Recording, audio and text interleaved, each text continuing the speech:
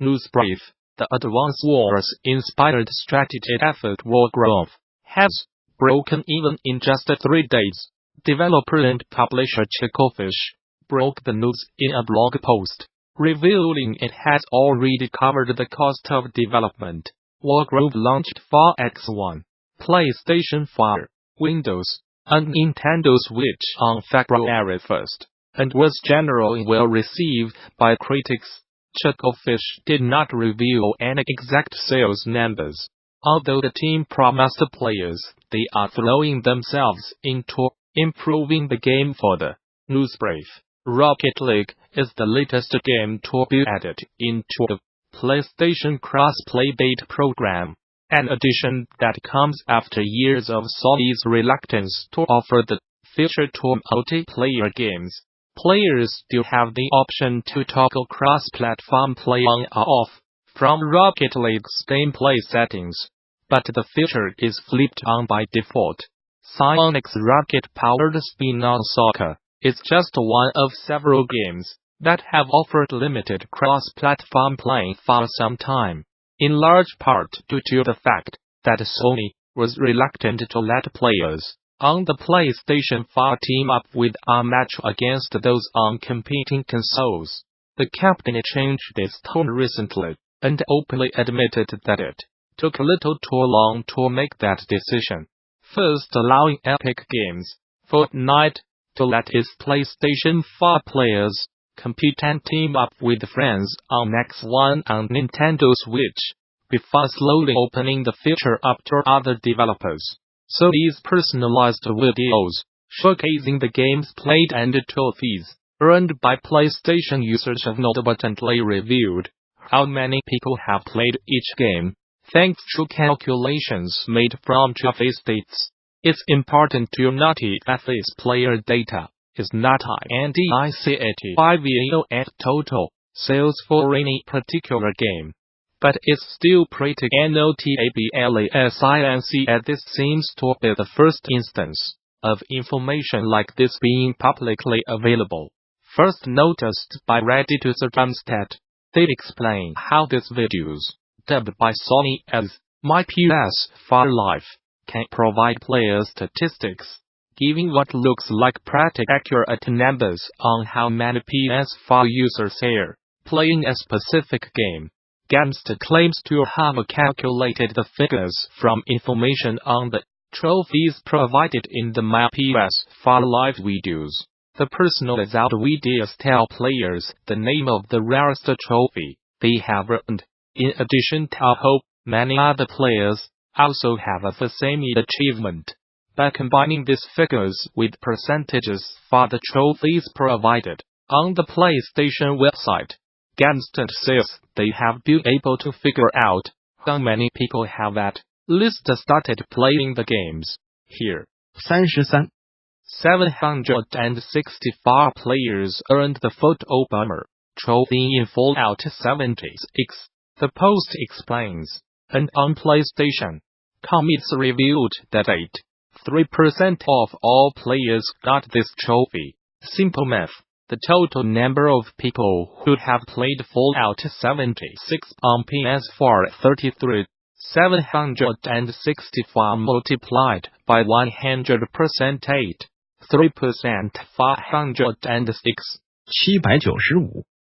They also pointed out in the post that while the calculations give a general idea of player numbers, the figures were taken from a specific time window, and will not say much about recently released games. To check out the entire Reddit post, click here. Director Josh Sawyer discusses how Deadfire's turn-based update changes the game. Obsidian's Pillars of Eternity 2, Deadfire launched last year as a rather traditional real-time strategy RPG, but soon that will not be the only genre it occupies. The team is launching an update later this week that gives players the option of playing Deadfire as a turn-based strategy game, an overhaul that, according to director Josh Sawyer, tremendously changes how the game is played. Sawyer spoke a bit about why the studio decided to add the option in as an entirely free update for owners of the game. Even in an interview with Pac-Man, noting in the full conversation that the change also serves to fight off some of the fatigue that might be hitting players at this point in the game's life cycle. As outlined in the interview, the mode required devs to rework that fire's GUI to display 10 orders, and some of the fights in the game had to be rebalanced to account for the differences between real-time and turn-based play. Switching on turn-based play has a noticeable effect on how players handle those moment-to-moment encounters as well. Sawyer says, not a lot of players slow down and look at all the armor ratings on enemies in real time. Sawyer tells Pac-Man, but in turn-based, if you are a 9th level wizard and have every element to cast from and the time to look around the battlefield, there's a lot more deliberation. Chinese internet company NetEase has acquired a minority stake in, having Rain and Detroit become human developer Quantic Dream. The company made the undisclosed investment, though its online games division NetEase Games, and said the move will help it further the development and distribution of global online games. Quantic will continue to operate independently following the deal, which French studio claims will allow it to develop advanced tech and games for the future, while supporting its vision of becoming a global multi-franchise entertainment company with a strong focus on in-house development. We are constantly looking for partners that complement us in the development and creation of the next generation games, said NetEase Vice President Ethan Wang, explaining the move. Quantic Dream's excellence in interactive storytelling and the valuable expertise it has built over the past 2 decades is exactly what we have been looking for.